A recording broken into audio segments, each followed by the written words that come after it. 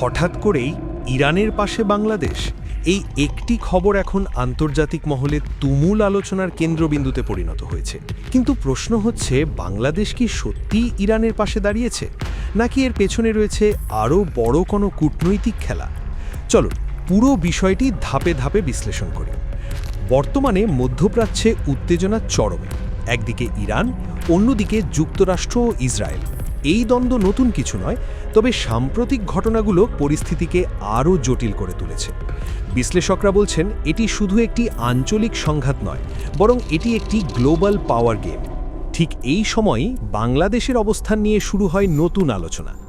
ঢাকায় নিযুক্ত ইরানের রাষ্ট্রদূত সরাসরি অসন্তোষ প্রকাশ করে বলেন, তারা বাংলাদেশের কাছ থেকে আরও শক্ত ও স্পষ্ট অবস্থান আশা করেছিলেন। এই বক্তব্যটি প্রকাশ হওয়ার পর থেকেই পরিস্থিতি নাটকীয়ভাবে পরিবর্তন হতে শুরু করে, কারণ কূটনৈতিক ভাষায় এই ধরনের সরাসরি মন্তব্য খুবই বিরল এবং এটি একটি চাপের ইঙ্গিত বহন করে। এরপরই ঘটে সবচেয়ে গুরুত্বপূর্ণ ঘটনা।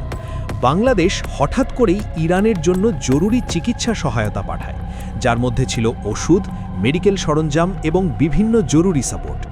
সরকারি ভাষায় এটি মানবিক সহায়তা হলেও অনেক বিশ্লেষক বলছেন, এটি শুধুমাত্র সহানুভূতি নয়, বরং একটি শক্তিশালী কূটনৈতিক বার্তা।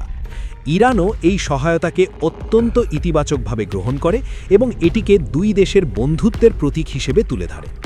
এখানেই শুরু হয় আসল আলোচনা। বাংলাদেশ কি ধীরে ধীরে নিজের অবস্থান পরিবর্তন করছে, নাকি এটি একটি কৌশলগত সিদ্ধান্ত? বিষয়টি আরও চাঞ্চল্যকর হয়ে ওঠে যখন সামনে আসে হরমুজ প্রণালীর ঘটনা।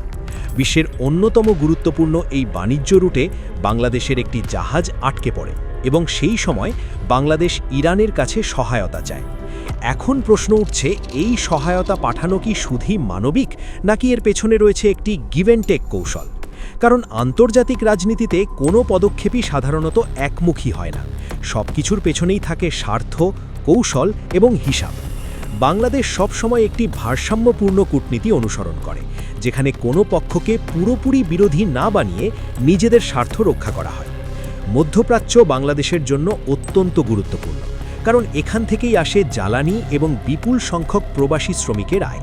তাই এই অঞ্চলের সঙ্গে সুসম্পর্ক বজায় রাখা বাংলাদেশের জন্য অত্যন্ত জরুরি। এছাড়া হরমুজ প্রণালী দিয়ে বিশ্বের বড় একটি অংশের তেল পরিবহন হয়, ফলে এই রুটে নিরাপত্তা নিশ্চিত করাও একটি বড় বিষয়।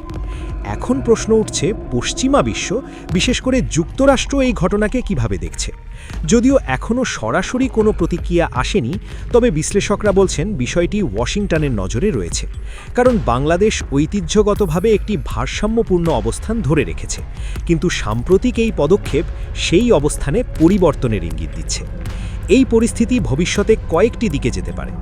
বাংলাদেশ ও ইরানের সম্পর্ক আরও শক্তিশালী হতে পারে, আবার পশ্চিমা দেশগুলোর চাপও বাড়তে পারে।